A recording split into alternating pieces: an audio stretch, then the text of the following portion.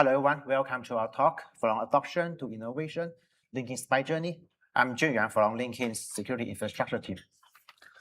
I'm Wei, also from the LinkedIn security infrastructure team.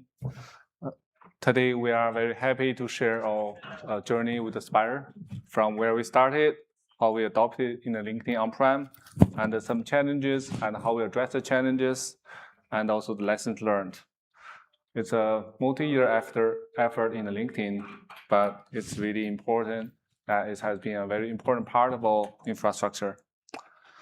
Let's start with a bit of context, why we want to change. LinkedIn runs their own data center with a broad microservice. Most of them need the identity in the format of X509 certificate, so that all the communication, all the requests can be authenticated. This relied on the internal PKI system for years.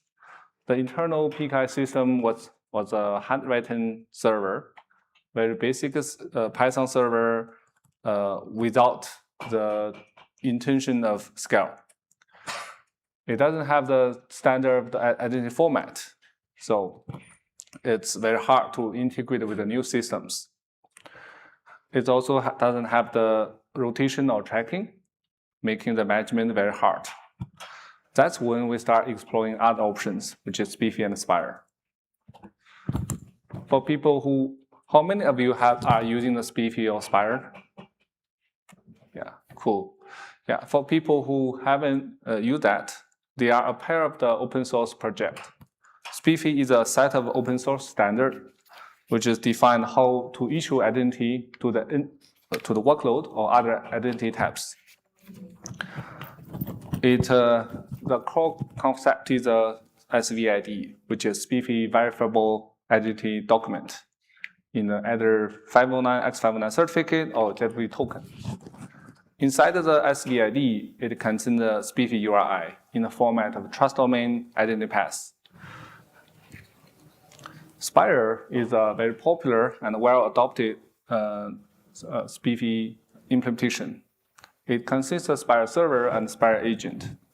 The SPIRE server is a central authority that manages and signing identities. SPIRE agents run on the node level. It's connect to the SPIRE server, maintain the connection, perform attestation, and making certificate request. And also it caches the certificate request for the workloads.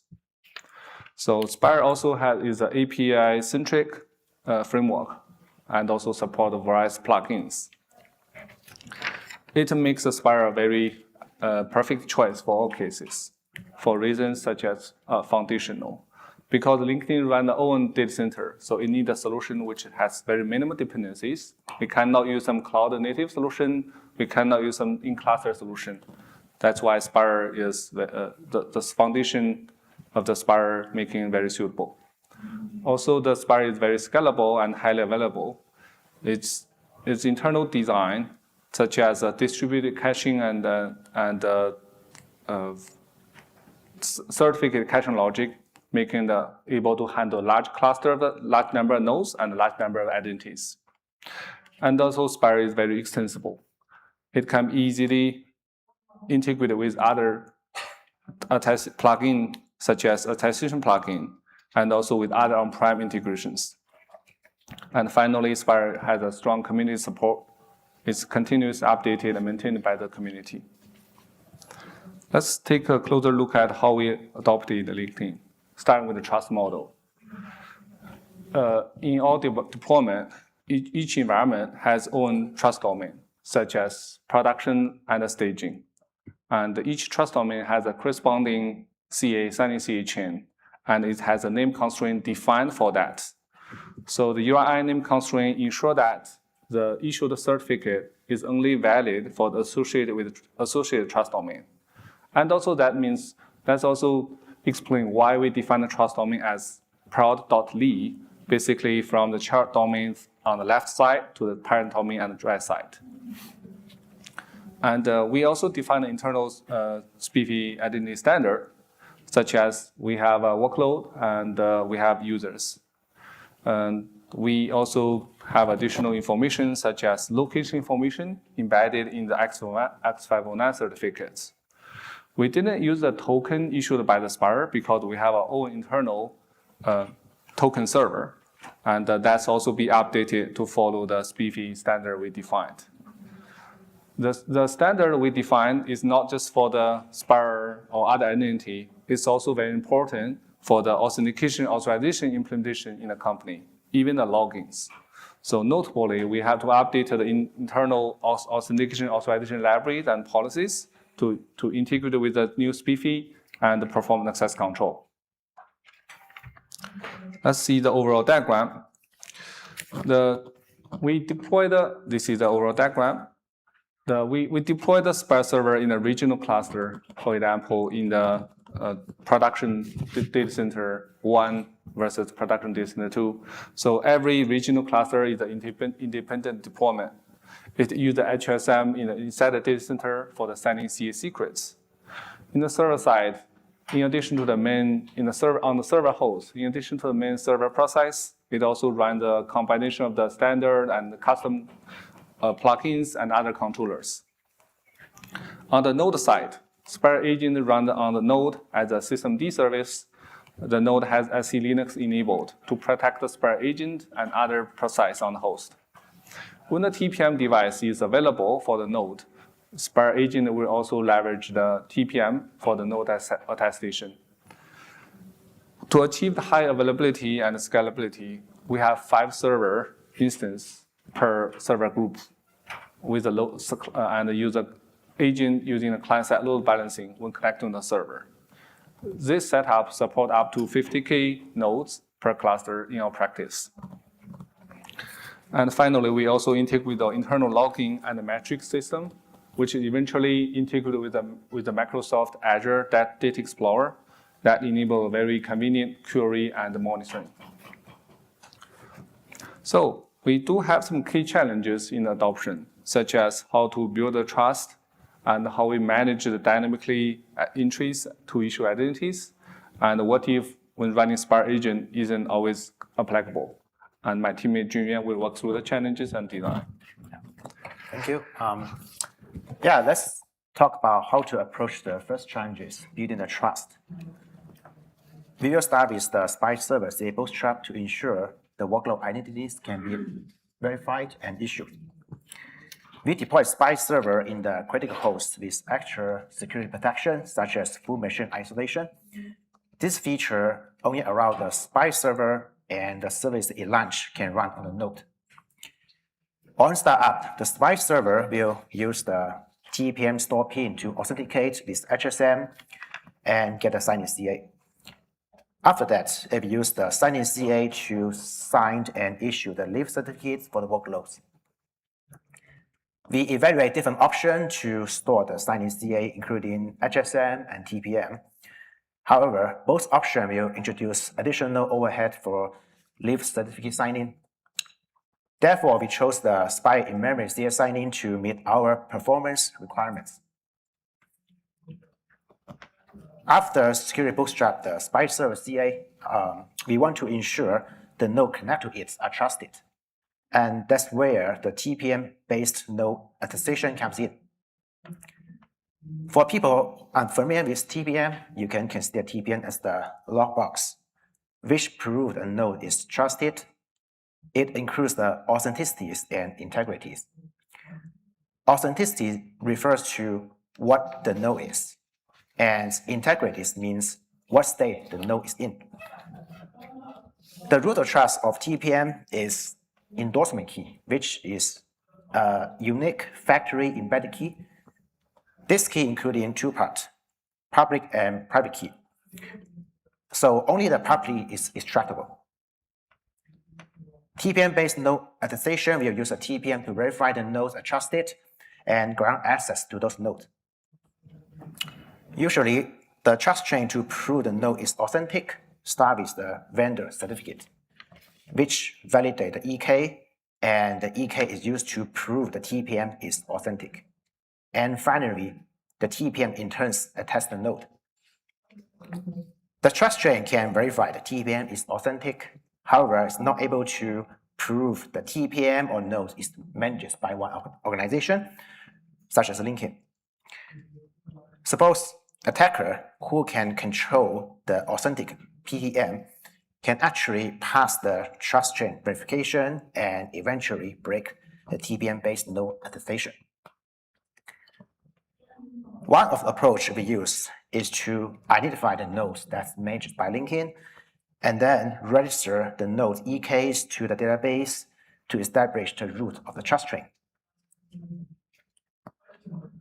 For this purpose, we integrate with standard data center provision workflow, which records the device physical location in assets database, including switch, port, side cabinet of the node. All of the operations are complete before the first power on of the nodes.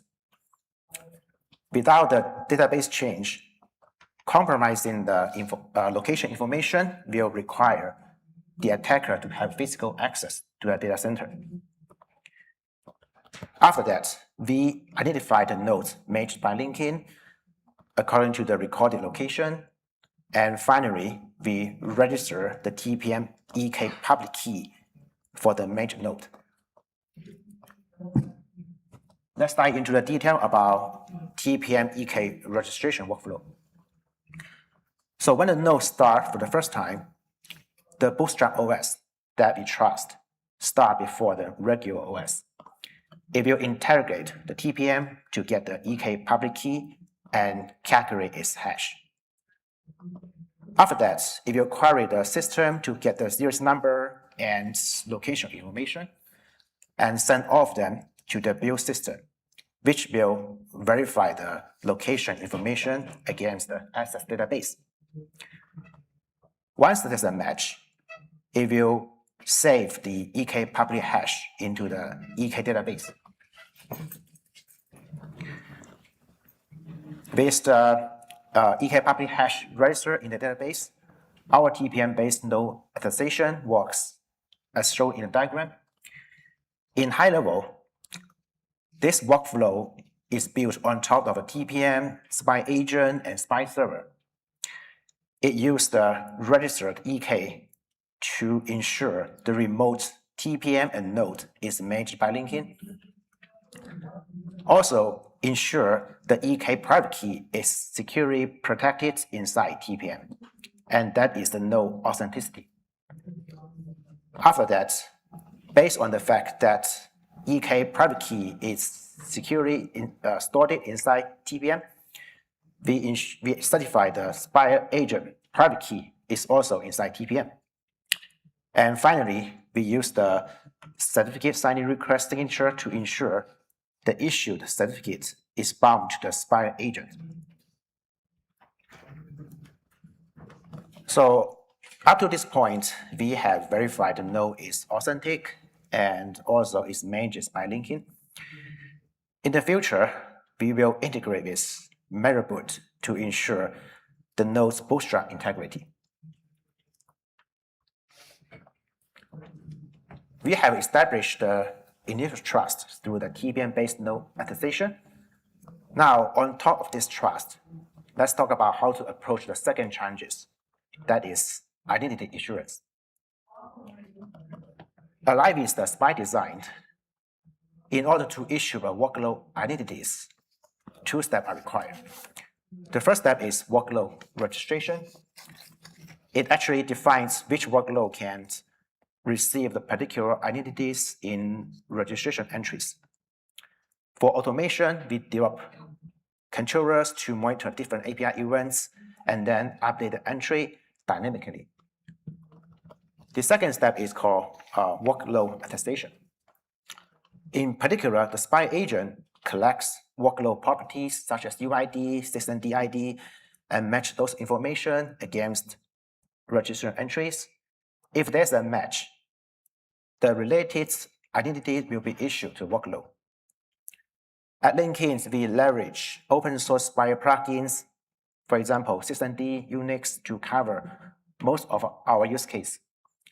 For the workloads out of the standard attestation, we develop core stack-based attestation to balance the security and flexibility. Here are some examples we supported for the workload attestation. Let's walk through one example about Kubernetes TLS bootstrapping across the entire fleet at LinkedIn. When the SPIRE server starts, it will bring up the entry controller in the same node. This controller watches cluster manage API for different objects, such as node objects. It will update the registration entry database through the SPIRE server API over Unix domain socket.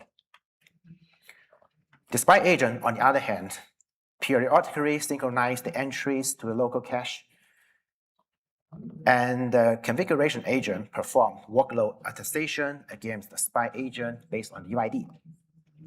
Once it will delegate the serve file fetching and rotation for the kubelet. So far, we have talked about how to extend existing SPIRE architecture to solve a key problem. However, there are some use cases at LinkedIn where the SPIRE agent-based architecture is not the best fit. First of all, in firm workloads that request a large number of short-lived certificates, will introduce a lot of overhead for dynamic workload registration. And since the certificate are short-lived, we don't need all of the security benefits from the SPIRE agent, such as identity rotation. Second, workloads run in cloud environments, which is secure by the provider, such as Azure. So agent-based node attestation is not necessary. For some environment, we have limited or no access to the underlying infrastructure. Agent management is challenging. And finally, some workloads run in non-Linux environment, such as macOS. In this case, agent deployment will introduce additional complexities across different platforms. So at LinkedIn, we implemented an agentless architecture, which removed the SPIRE agent and entry registration workflow. At the same time, we introduced an intermediate gRPC service between the client and SPIRE server.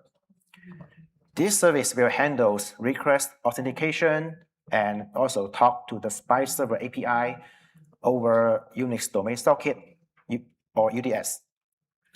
The workload, on the other hand, will use one-way TLS connection to talk to the gRPC service directly instead of the SPIRE agent. Right? So let's walk through GitHub Action use case to better understand how it works. When the SPIRE server starts, it brings up the gRPC service in the same node. This service will request its own identities to the local gRPC call means X509 SVID through the SPIRE server API over UDS. The client or workloads, such as GitHub Actions, also wants to get its own certificates for different purposes. For example, image signing and security fetching. Basically, it sends a custom means server request to the gRPC service. This request, including GitHub OIDs token as the authentication method and means X509 SVID request, which defined by open source SPIRE. Once the service receives the request, it will validate the OIDs token against GitHub OIDs provider and ensure the token claims match to the certificate signing request attribute. Once that match, it will make the same local gRPC call to the SPIRE server API to get the workload certificate and finally forward back to the client.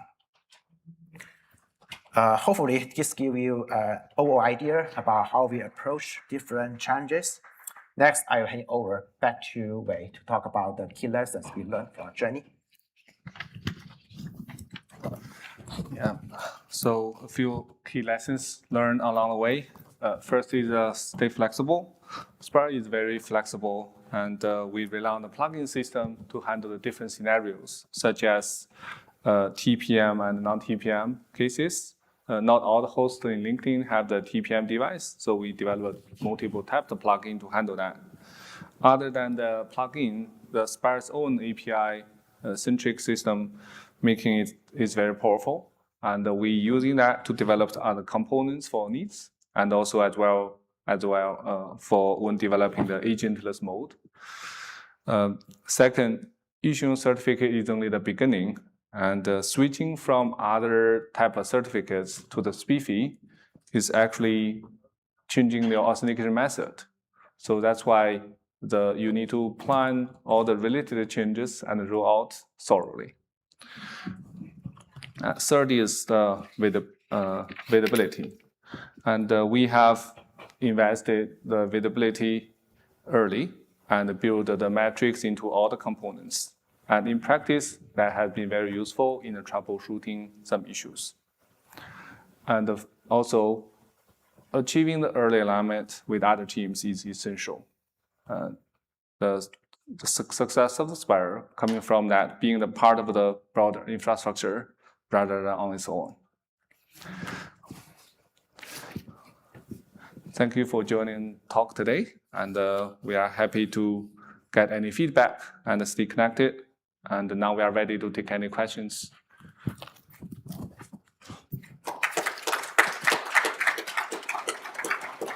Yeah, please. You mentioned that one of the challenges is after the identity is established, how do you authorize it properly? What is your process for governing the authorization policies? How are they reviewed? And how do you know that your authorization policies sufficiently address all of the risks that this process is introduced? You mean the authorization after, such as when we are workload getting the certificates, or in authorization in the identity assurance?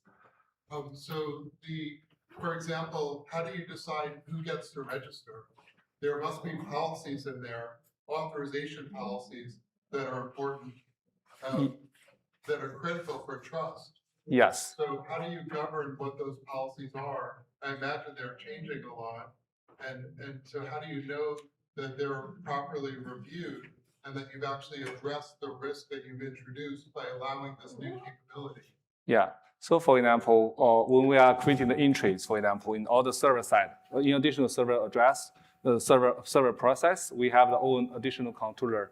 All these additional components are using the libraries, authorization libraries, that internal Golang app we use. So you treat that additional controller as a standard kind of gRPC server. So for example, who can call the controller, how the controller are integrating with other LinkedIn backend service, they are performed as a standard kind of microservice. And all the components are interacting with the SPIRE server only through the Unix socket domain. So the request was not always directly go through the SPIRE server API, but rather than go through this additional controllers that is developed internally. But from a business perspective, who reviews and approves, and how do you get visibility so that this can be reviewed by security? Or is it just the programmers who know who can review it? I think in terms of availability, all the entry creation and the register certificate generation are still generating all the logins and events, and this data are still unified. So we can talk more about that part. Any other questions?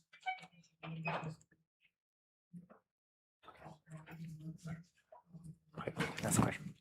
Do you encounter any performance issues, specifically the large latency when a workload first fetches credentials, like for the first time? Yes, yeah, we do encounter that. And even when we initially started, we also set up a very large sync up interval, like 30 seconds. That makes the latency is very relatively long. We later changed to that 15 seconds. But in the practice, we observed that the first time fetching, the taking could be 30 seconds or 1 minute. So we have worked with all the integration parts to make sure they are aware of this limitation, and they are waiting for the certificate to be available for the first time usage. So that step, that latency, that lagging was still existing. Yeah, the first time when we sync the entries from the SPIRE server to the SPIRE agent, at the latency like 30 seconds. Yeah. That's also in some cases in agentless mode, and that latency is much shorter because all the requests were handled in the one request, no agent involved. Yeah. Okay. Hey guys, thanks for the talk. Is SPIRE and SPIFFE just positioned for non-human identity, or can it also be positioned for human identity? Good question. I think the SPIFFE standard, the name suggests it's for everyone, but basically SPIRE has been mostly focusing on the workload, which is service. But SPIFFE standard doesn't have to, and in our case, we have our own user token endpoints, and we also issue the format with a SPIFFE format. So yeah, I think it's just your design choice. Yeah, I think for the overall backend, because we want to have a very uniform, consistent authorization library and interpretation. So that's why I decided for our user token endpoint, it also follows standard as we just shared.